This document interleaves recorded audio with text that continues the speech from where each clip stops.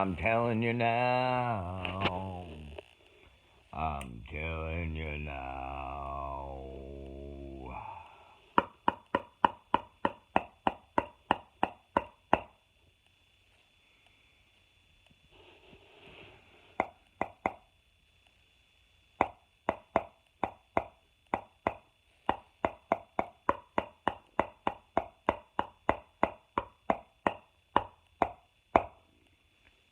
So, what are we telling you now? I'm telling you now. I'm telling you right away. All the hermits, this is what they'll say. I'm telling you now.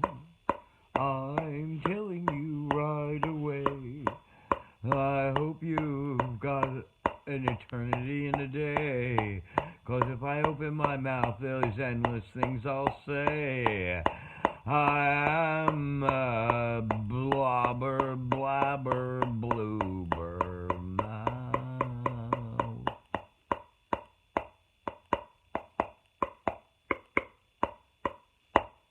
I'm done.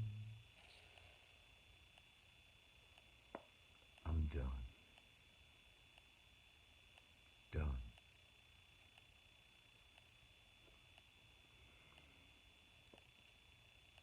I am convinced there is so much truth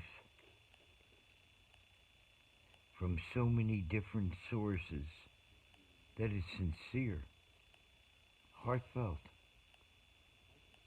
There's so much, absolutely so much, and I'm blinded, utterly blinded.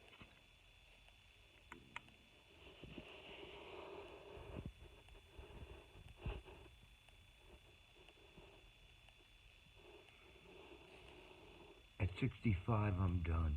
If you ever watch, I don't know how many I've done. I don't remember when I started.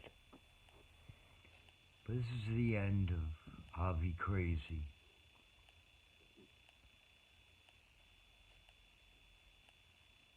Because I can't get anyone to do what I know needs to be done. If you have any interest in loving the lonely, just take a few hours like you had a weird course. Look at some of these videos. Read what I wrote in the descriptions. A lot of repeating. Doesn't matter. You know why? 'Cause I'm done. You know what you get when you try to move Mount Everest? A hernia. Truth. For every platitude that would tell you he that hesitates is lost, either will be an equal look before you leap.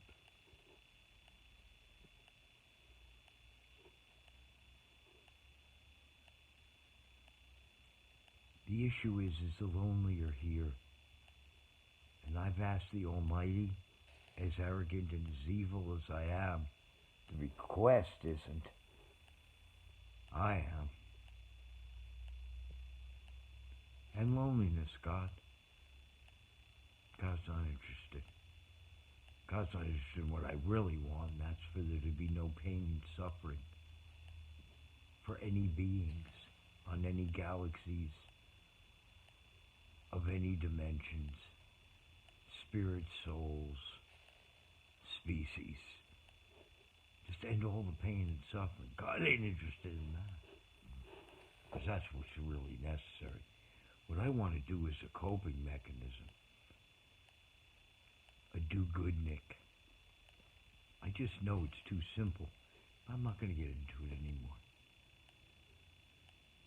Maybe I'll be dead. And somebody will watch this. It's crazy how that works. You know, unless a kernel of wheat, a seed, falleth into the ground, Jesus said, dies.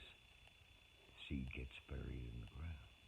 Unless a seed is buried in the ground of good ground, nutritious, full the sincerity of real non-judgmental, uplifting, unconditional, radical love, Sermon on the Mount type, Muhammad teaching to love those that disdain you, and practiced throughout Judaism. For if you were a good Jew, you always helped the downtrodden. You pulled an Abraham and you said, listen, Lot, you make a decision. And after you, if you're a good Jew, you're Joseph. After all the shit, I'm still going to love you. Point is, Hinduism is just riddled with manifestations of compassion to overshadow and ultimately reincarnate you into the eternal light. It's all about non-judgmental, uplifting, unconditional love. It is.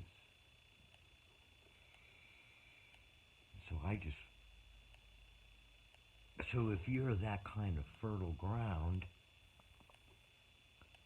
unless a kernel of wheat, a seed, this podcast, from this kernel is hardened, shelled, but within it, the teaching of compassion in a pragmatical way, search and rescue every institution of isolation, all the millions and millions of shut-ins that are scattered abroad, starting in America, that's where I am.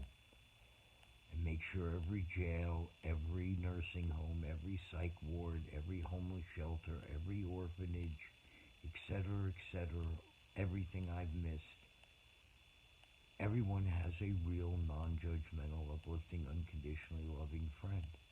And I've tried. I started with Turn a Frown Around. I won 12 awards. Hated how sick I was. Doesn't matter. God's that should have worked in spite of me. Then when I went AWOL, you would think that as much as I'm throwing rocks, leave me alone, I'm out of my mind, go away, you would think in a year or two, a posse would appear who I thought would be friends and then direct, radical, we gotta end the loneliness. All right, you went AWOL, many reasons, but now you feel purified.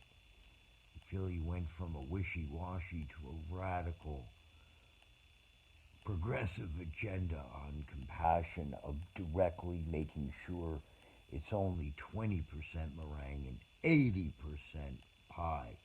Let's make it happen. All right, we're with you, man.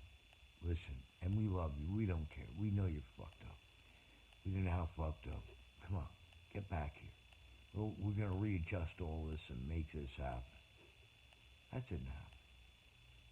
So then I'm homeless for a couple of years in Pittsburgh, and I find someone that was real virgin territory for a lot of beautiful reasons.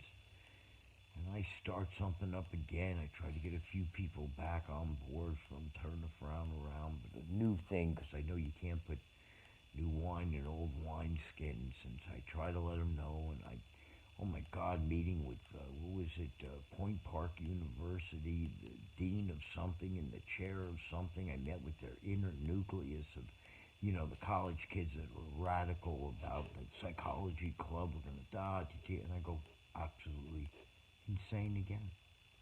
Met with a nursing home, had a woman cry in my arms, the activity director, I swear, on my daddy's grave and on Elizabeth's grave, the woman who raised me. She cried in my arms somewhere in Clariton, I think it was, Clariton, Pennsylvania. She said, you're an answer to prayer. I wanted to help these people. I went batshit crazy. Do you know how many hundreds of people in New Jersey and New York and Pennsylvania would turn a frown around? I promised to be their friend. Oh my God. I am the guy that literally takes in 283 stray dogs, and 6 months later, everyone's dead, including me. It's just bizarre. You think God would kind of come on and help? Make that happen? God's not interested in a bunch of sincere people. I don't know. Dr. Hunter Patch Adams at the movie Robin Williams played in as Patch Adams said, loneliness is the most curable epidemic. It is. 2 by 2. It's not complicated. You find lonely. It doesn't. Anyway. If you're interested in some of my thoughts, look at some of the videos. So I'm assuming I'll be dead. If this is ever discovered, that's the allegory. I've died, and the shell is, the hardness of my heart, the bitterness, the piece of shit, the hypocrisy. I've always been for 65 years a piece of ugh. I'm a walking contradiction. It's disgusting. I'm disgusting. You don't try to kill something if you like it. You try to kill something you don't want. Get that mosquito. Get that cockroach. Get that avi. Screwy Drewy. Piece of shit. Hypocrisy, hypocrisy, hypocrisy. Period, period, period. It's disgusting. Nevertheless, inside that shell of that seed is this concept. Let's just get radical about making sure every lonely, love the lonely, love the lonely, love the lonely. Till they're not lonely anymore. It's not complicated. No money. Well, anyway, I'm not going to that. The issue is, unless this corn of wheat fall into the ground, Jesus said it abides alone. It's useless. Seed just stays in the seed pack, or it just sits on, stray thing that fell out and just on some shelf or table. It's useless. So am I. So is this concept. And I'm done. Because that didn't happen in Pittsburgh. Then I end up where I am now.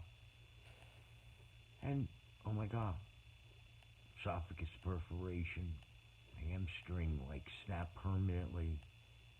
It doesn't matter. Mental breakdowns, those I'm used to, but and then a heart attack. In the midst of all this, wow. I met some professionals, and I really thought, okay, wow, we're going to do this podcast, and we'll do this. So we're going to get a think tank. It almost happened. I'm going to blow up again. And I've just tried a fourth time. The fifth time, really, if you turn around, I thought people would have come. Then there's the podcast. No, but if I have to turn a frown around. I tried again, one time in Pittsburgh, 1 and 2 times here. Let's try it again. It worked. My back got so bad, I'm in excruciating pain. It's just disgusting. I'm not even going through the soap opera. I had a very sincere idea. I went to a nursing home. I have a friend, Herman, that was going to work with me, and so we thought, okay, let me just lower my sights. Let's just do it right here. I'm crippled now. Doesn't matter. What I'm saying is 3 strikes, I'm out. I tried. You don't think that God's could have had knew somebody that saw something and said, oh my God. It's not like I don't announce what I'm about to people when I'm in a good zone. I'm always going, we gotta love the lonely. So I'm done. Done. It's sad. It's pathetic. Maybe somebody else. But the ultimate is, God, can't you just end suffering? I see the biggest of all the pictures. I feel it's just disgusting. But I just know one thing, that if you are a lonely person in a fucking nursing home or jail or homeless shelter, and all of a sudden, stagnant water smells.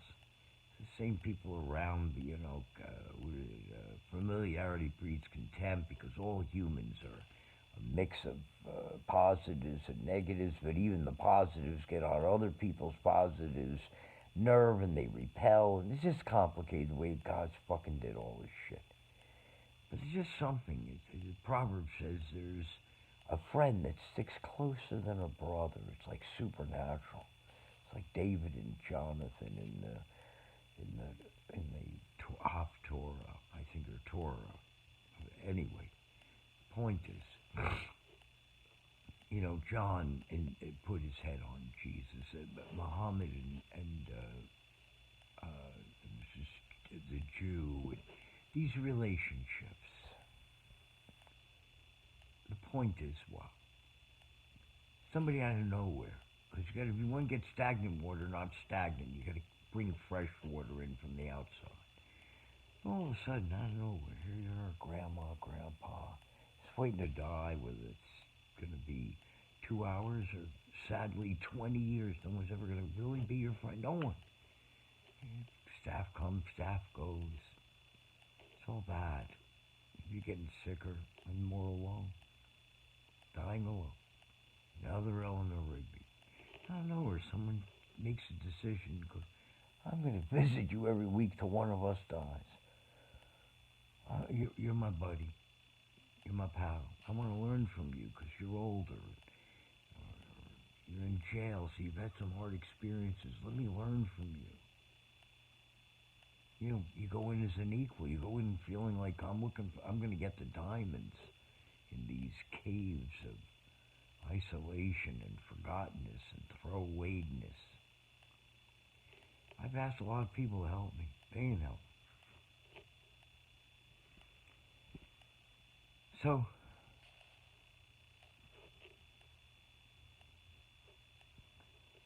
I don't want to live. I'm in too much pain. I'm not going to go through all that on this tape. I'll sum it up fast. If tomorrow I met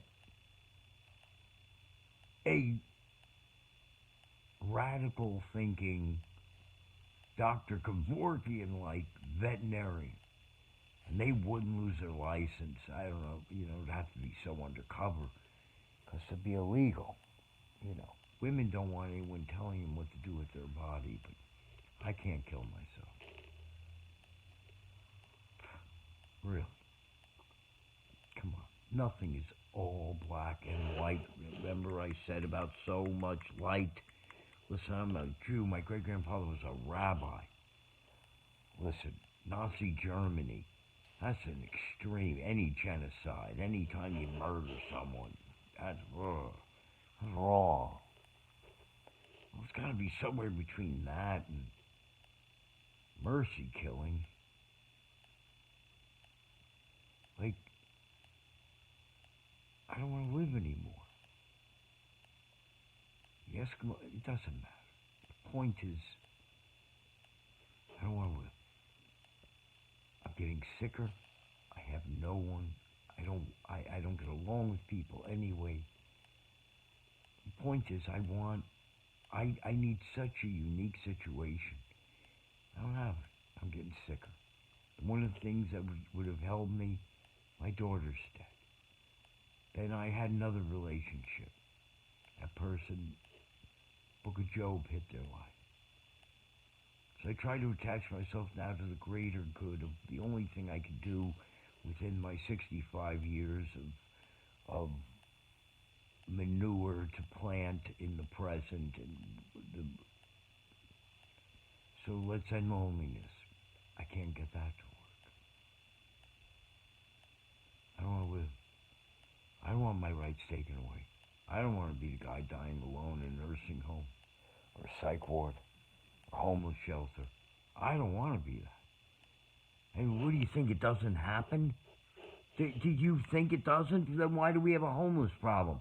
Why do we have zillions of people in jails that never get visited? Why do zillions of people die in nursing homes? The Eleanor Rigbys, don't you get it?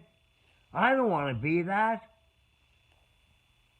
I don't want to deteriorate. What am I, a piece of shit because I don't want to persevere to the end? I read most of the book of Tuesdays with Murray. I'd be ecstatic at all that. I would be like, oh wow, we're getting millions and millions of people's friends. Okay, maybe I wouldn't mind so deteriorating them. Maybe I would still. I don't know. Every fingerprint is different. Don't turn around and make me feel guilty because I don't want to just die slowly for no one to even come and be with me or really care. Well, fuck that. Let me go now. Listen, I'm afraid of God, but I'll meet God and God will go, ah. I don't blame them. Her, them. They're gods. They don't have any feelings, otherwise there'd be no pain and suffering. I don't know what they'll do with me. But don't you tell me what I'm going to do with me. That's disgusting. I'm not stupid. I'm mentally ill. I'm out of my mind. I hear, but listen. I was a CEO for 12 years almost. Go fuck yourself. I started 3 businesses, like John Nash and A Beautiful Mind. I hate this world. I hate this fucking world. I think Ernest Hemingway said basically it's almost impossible to find a happy, intelligent person. I have a thing now. You can see it there. It's a fortune cookie, or it was from tea or something that said that an optimist believes we live in the best of times, and a pessimist fears they're right. I don't want to live anymore. Is that okay? Can I be fine, China? Am I a piece of shit because I don't want to take any more punches? I was molested. A lot. This is a bunch of shit. I don't want to be here. So, there'll be a lot of people, unfortunately, still are here. So, maybe you will go, you know what? Sorry that guy killed himself, but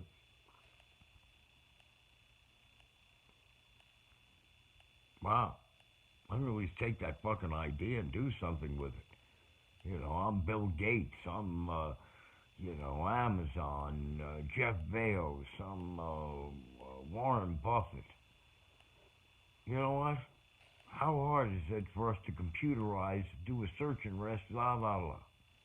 Let's make it happen. The Jerry Lewis Telethon, a friend of mine. But I gotta go. I'm gonna be homeless in 18 days.